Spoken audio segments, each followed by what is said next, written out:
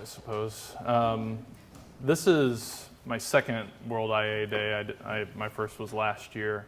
And I really gained a lot out of it. It's good seeing there's like, I don't know, 4 or 5 times as many people here today than there was last year.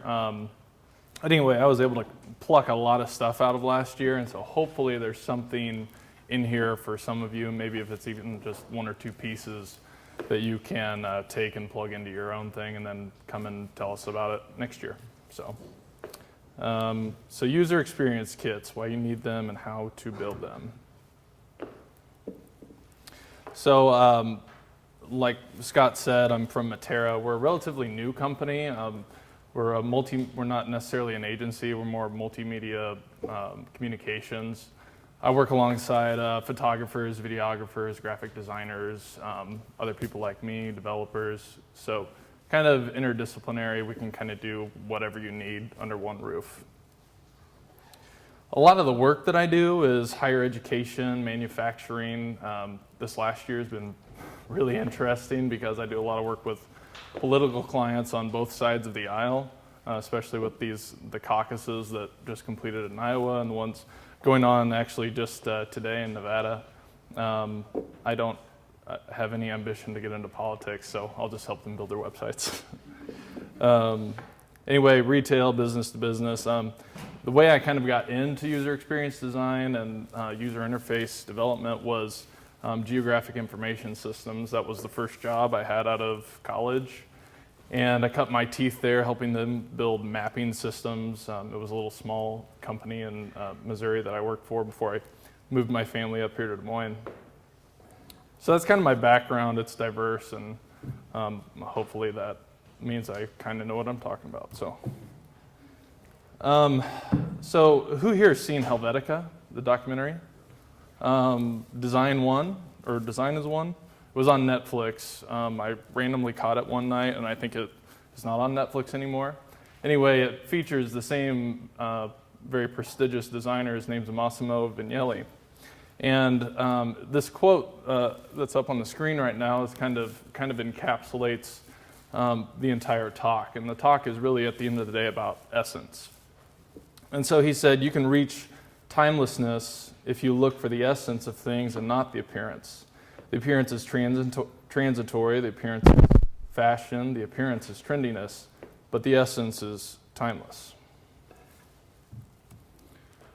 And so I came up with this really cheesy equation, but since we're all UX people here, we know about business goals and user goals. And so to kind of bring this into those terms, business goals plus user goals equals essence, because really everything else we do kind of revolves around us establishing those two things and maybe even reconciling them with each other. So this is just a starting place. When you know the essence of something, you can create ways to communicate it to the world, whatever that might be. So this is kind of the roadmap where this presentation is going to go. I'm going to make an attempt at an analogy. I just bought a house for the first time last year, and I'm starting to see a lot of similarities between owning a house and maintaining a website. Then we'll just really get into the nitty-gritty of what a UX kit is and a little bit of what it's not. We'll go over some tools of the trade and maybe kind of leave you guys with some good reasons for you to consider that. So this is my house on the left and my website on the right. These are similar in the fact that they both have business goals and user goals, right? So my house, the business goals for it were, it had to be cost effective in our budget. It had to be in a neighborhood that had good resale value, all these different financial reasons.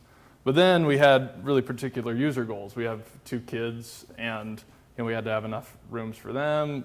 We're not originally from this area, so a lot of my family, when they visit, they need to be able to stay with us. So I had to have enough room for more kids, people to visit, all these really specific functions. Had to have a yard that they could go play in. And so when I realized that, and whenever we put the bid in our house, I thought, this is really really similar to having discussions that I do with people that want me to build their website. So anyway, on the right, my business goals and user goals are way simpler on my website, though. I just need people to be able to connect with me and read a little bit about who I am, right? So once we get past business goals and user goals, going back to that equation, maybe that's the essence of what that is. Whenever we go deeper or start layering on top of that, we get into maybe interior decor. Now, what you didn't see in my house is the really outdated late 1990s interior decoration that wasn't updated. And so whenever we bought that house, we had to kind of look past the interior decor, but we liked the essence of it, right? And so that stuff can change. That stuff can be updated. What the purpose of that house is going to remain, right? So hopefully someday my house looks like this on the inside. So these are very similar things to like having a style guide, right? So style guide is one of the aspects of the UX kit. What you see on the right is actually from a company called Huge. They're an ad agency. I can't remember where they're based out of. I think they have lots of different locations, but they've come out with a style guide template that you can use, and I found it to be rather delightful. So when you talk about interior decor, the furniture that's in your house, color the walls are painted, the grain, that the wood's stained, all those things, you can draw some similarities to buttons, the color palette, all those things, right? And so then, coming from business goals and user goals, moving up into the different interface things that we need to think about, then we can start considering information architecture, right? And maybe not in that order, per se. But you've got a blueprint on the left and an OmniGraffle file that I worked on the right. So it's easy to, I won't bury this into the ground, but it's easy to start comparing the similarities between the two. So actually, this is an inside shot of my kitchen. It's really dated, right? What's interesting about houses, though, is that my house is 15 years old now, something like that. And it's, this was in style 15 years ago, maybe, but now not at all, right? Well, with websites, we don't have 15 years. We've got maybe 6 months sometimes. And whenever there's a drastic innovation, maybe sooner than that. So what's modern requires quick adaptation. And so that concept of what it takes to renovate something, while it might be long and drawn out with a house, this is where they diverge. With a website, you need to be able to do that much faster.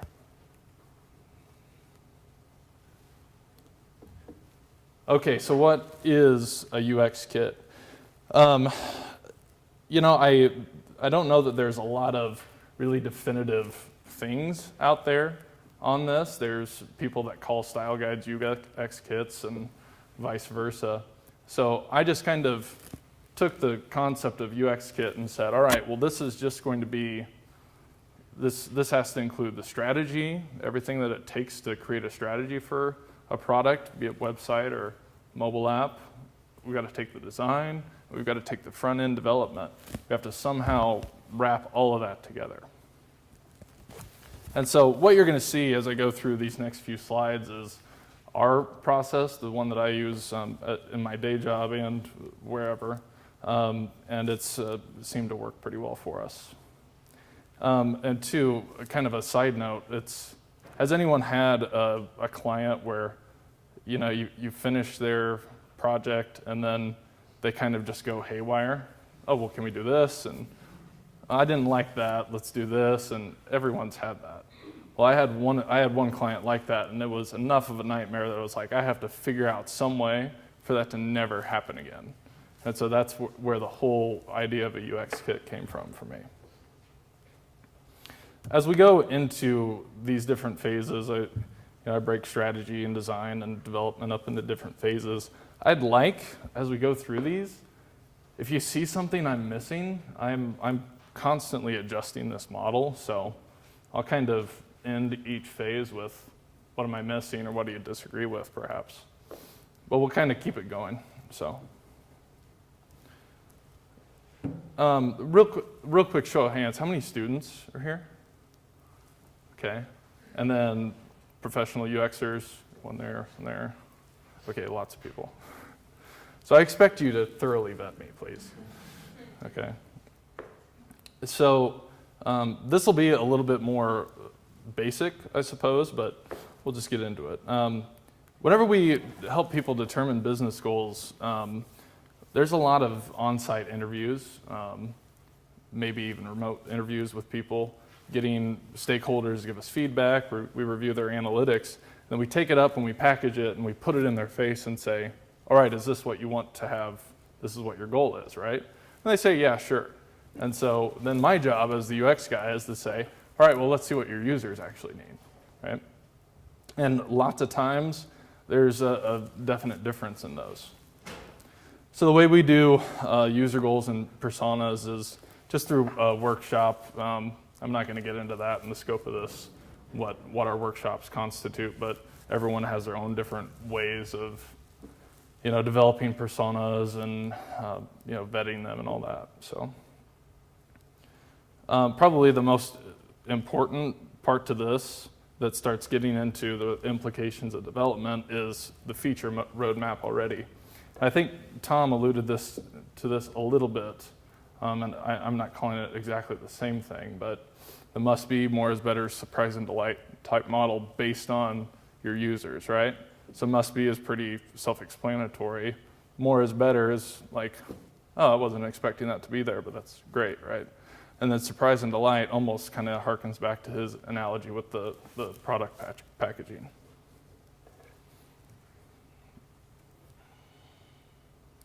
So kind of the last phase, and real quick, this first phase, usually for me, takes place in about a week-long period. It kind of just depends on what the client is available for, right?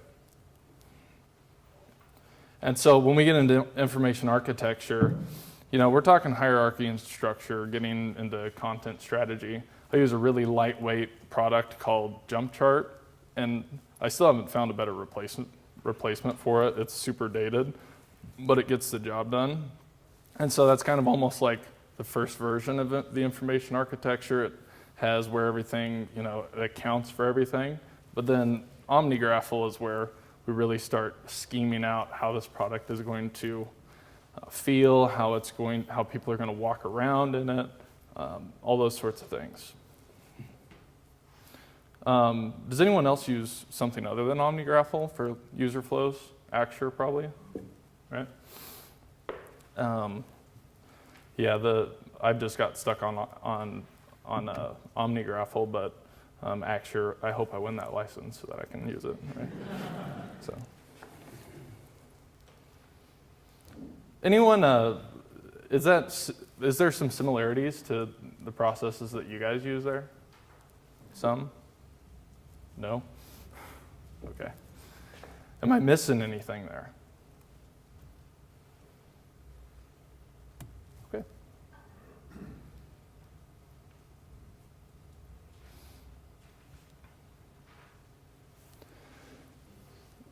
And so I suppose the end of the strategy phase is really where the difference between a simple UI kit and a full UX kit comes into play, because this strategy, if you attach it to your UI kit, it's able to give context to all the different things that were decided on.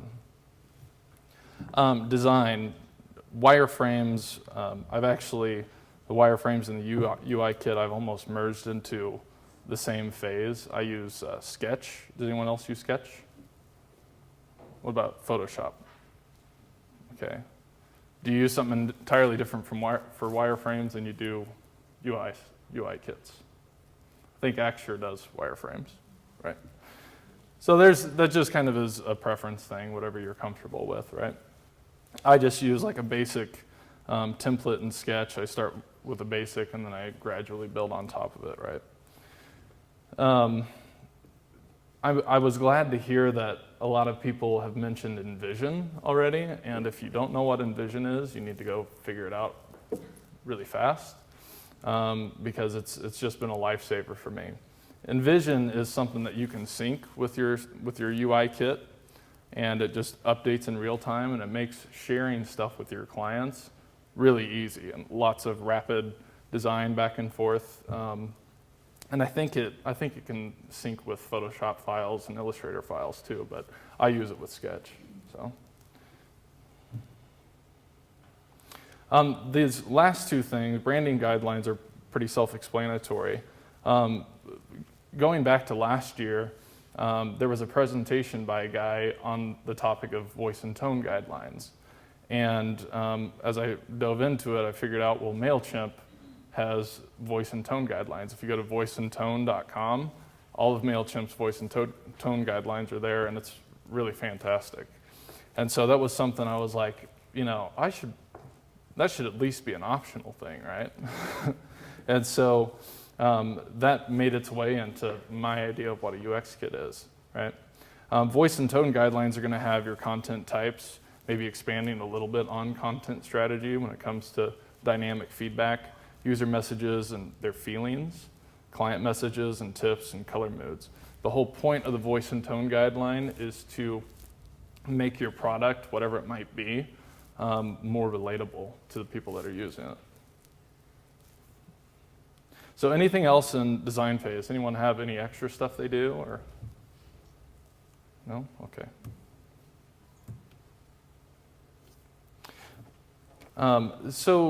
I mentioned style guides some.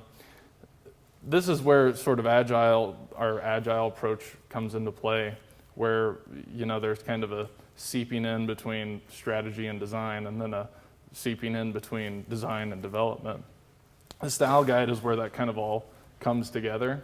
As I go through later in the presentation, I'm going to mention some resources about style guides. There's lots of templates out there that let you spring up a style guide that you can then expand on, and then that can house your whole UI kit, or your whole UX kit. Style guides usually have some sort of user interface compiler. There's a simple back and forth of making sure that the kit that you built way back in that design phase kind of reconciles itself with the style guide. The scope of this isn't necessarily with regards to development. We're not getting into like server-side coding per se right now. We're not reconciling it with a content management system. We're simply getting a working interface in place. So with that, HTML, CSS, JavaScript, jQuery, those are the four that I use. Some people might use MooTools or something else. So what the UX kit is not, as I said, it's not integrated with your chosen content methods yet. The idea is going back to kind of wrapping my arms around everything and then handing it off to the developers. That's what it's for. And so it makes for a clean handoff. They don't have to ask as many questions. They can just kind of get to work and do their thing, right? Costco, I was going to use Walmart, but no one likes Walmart, so I'm going to use Costco as the analogy here. So think Costco. Everything about planning and execution of a project should be available through the UX kit. So I should be able to, if there is a really specific feature, like maybe your menu behaves a really certain way and it's unique, and I would say even like our website, Mittera.com, has a kind of a unique menu. Well, that menu needs to be in the kit. And that kit needs to be, that its place in the kit has to be cross-referenced with our discovery documentation to say, we built this way for this reason, right? So as I go further on through the presentation, you're going to see the practical implications of that.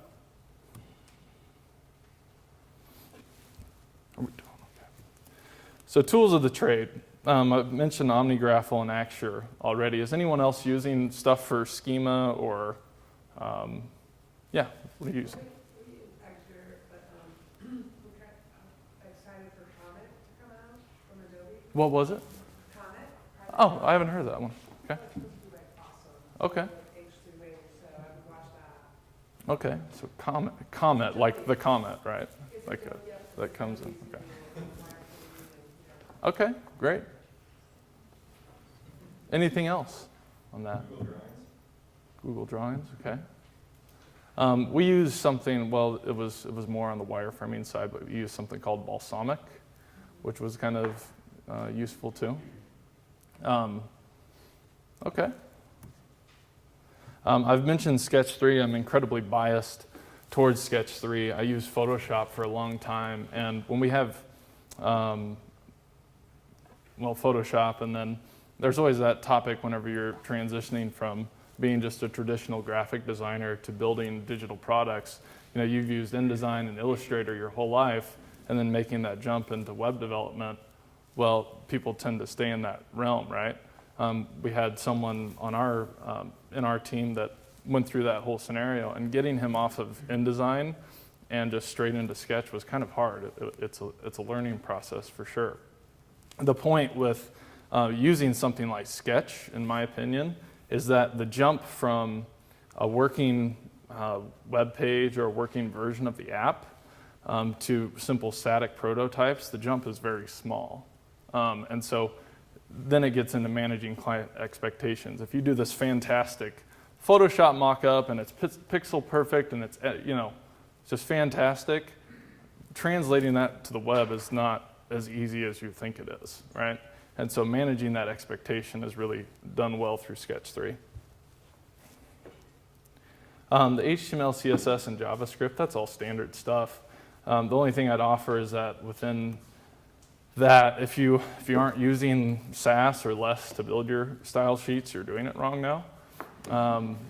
And so there's lots of ways to do Sass. You can download Bootstrap.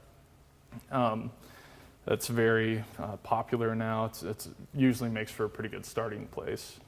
Who prefers Sass or less? Do we have Sass people? Okay. Do we have less people? Why do you like less better? It was the first one I used. Okay. It was for me too, and I just made the arbitrary decision to say, all right, I'm just going to try Sass too. So they're very similar. You can't go wrong. But I think for some reason, there seems to be a little bit of a tidal wave towards Sass. Would you agree? Yeah. I don't know why. I mean, they both do the same thing, but anyway. Real quick, is there a show of hands for content management systems? Who use WordPress? WordPress? Do you use it for back-end management for apps or just building websites? Just building websites. Okay. What about you? Yeah, okay. Every once in a while we'll use it. We do business-to-business mobile apps, and we'll actually use WordPress as the back end for the mobile app, so it powers all the content management that feeds into the app. So the reason I brought that up is there's lots of boilerplate WordPress themes out there that come pre-equipped with a Sass or a less system. So hopefully the point I'm driving home is that there's a lot of stuff out there to do the job that you need to. Be open to it, pick one, get really good at it, and wait until something better comes along, and then be ready to adapt, right? So back to style guides. I've mentioned MailChimp, and I think MailChimp is the first, it's at least the first company I've been able to discern that they actually have a fully well-rounded UX kit, because they've got a content style guide that's freely available on the web. They've got a grid system that has all their scaffolding and everything in it available. I've mentioned their voice and tone, and so they have kind of a very comprehensive set of guides out there for why they do things the way that they do, and I think they're certainly exceptional at it. Everything that I'm going to go through here, there's 3 or 4 more of these. These are templates that you can go out and download and start creating your own UX kits and your own style guides today if you want to. I mentioned Huge. Some of the highlights there, there's a lot of content configuration options. Just go to their website, and I'll make this all available for you at the end. I've got a URL. You'll be able to get all of this. It does have an HTML compiler, Sass compiler, some of the standard stuff. It's probably the most basic. I gravitate towards that because I usually have to take those and repurpose them for the client anyway, so the less specific it is, the better for me. Living Style Guide. This is a new one that I just discovered. Is anyone, first of all, did anyone hear of Huge? Anyone? No, that's new. Anyone Living Style Guide? Okay, so this is new too. The thing that stood out to me for this was the Rails integration. It's got some really interesting stuff there. That's a technology that I'm diving into right now, and so this will probably be up on my chopping block to vet. Google Web Starter Kit is actually a really great option too, especially if you're repurposing it for other clients. The thing that's nice about that is it has a built-in HTTP server, so you can kind of test things server side in real time. And then the last one, Fabricator, was a new one that I came across in doing my research for this talk too. And what really turned me onto this one was it's got sort of that atomic design methodology that like Pattern Labs has. So if you ever use Pattern Labs, this is maybe more in line with that.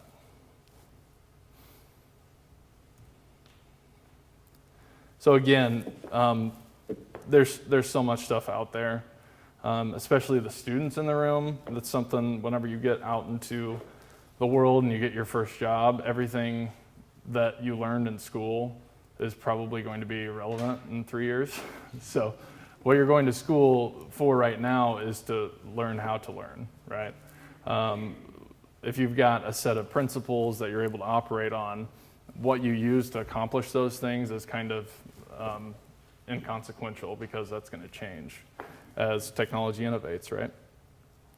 So again, pick something, become great with it, and wait for something. If something newer or better comes along, be ready to make the jump. Okay, so for good reason. So these are kind of 5 really practical applications of the UX kit, and this will hopefully allow you to deliver higher quality solutions, make your boss and your clients love you more, and I'll get into why. So the first one is it helps you enforce. I mentioned earlier in the talk that this whole concept of the UX kit came about because of a sort of rough client that we had, and they changed their mind a lot during the process. It delayed the launch, and what's resulted is a very fragmented process that was kind of out of our hands. It kind of got away from us. And so the first and foremost, it helps you enforce things. Makes the client commit to it. You can hold them accountable to it. It's something they can help hold themselves accountable to. And at the end, part of my job is to save the client from themselves. So they need a UX kit, right? Standardizing is extremely important. Turnover is a reality for everyone. People come and go. And that shouldn't cause your client to suffer, right? And so with a full UX kit in place, not only do the developers and the designers have a lot to use, whenever you get into the directors that are involved with the client directly and the strategists especially, they're able to get up to speed really quick. They may have different opinions on what they should be doing, but first and foremost, you can get them on board with what the product is right now, and then you can update, right? And actually, real quick, that's been something that's helped us a lot recently as we've hired new talent. It makes onboarding them a lot easier. Adapt. So sometimes markets shift and they dictate an essence shift. That doesn't happen too terribly often, but it does happen. So to go clear back to the beginning of the talk, the business goals plus the user goals equals essence, that's what I'm talking about here. So if you have a business goal change, you're fundamentally changing the essence of what this thing has to be, right? And so if you have a UX kit and you have this whole ecosystem in place, whenever one of those things changes, it's very clear all of the other things that have to change with it. And so as your client's going through some of these stormy waters of change, and it might be very anxious change for them, they're changing their business model for some reason or another, you can be a stabilizing force for them. You can calm their stormy waters a little bit. Again, you're here to save them. You're here to, I don't know the right word for it, but kind of be their rock, right? And again, actually one last comment on that. that can be a really efficient process. That doesn't have to take 6 months, right? So you have the UX kit, we get it updated, and then move forward, right? Expand. This is more of an exciting uncertainty than the adaptation example previously. You know, as your client succeeds, growth comes with that. And so if you have that UX kit in place, you can introduce new strategies, you can introduce new customer research. If there's new technology, like if it's a mobile app and phones can all of a sudden do crazy stuff, and I think there's a new, I think Cat just came out with a phone that can actually like monitor thermal levels and stuff. It's crazy. And so as stuff like that comes out, well, you can just update your UX kit to accommodate that, right?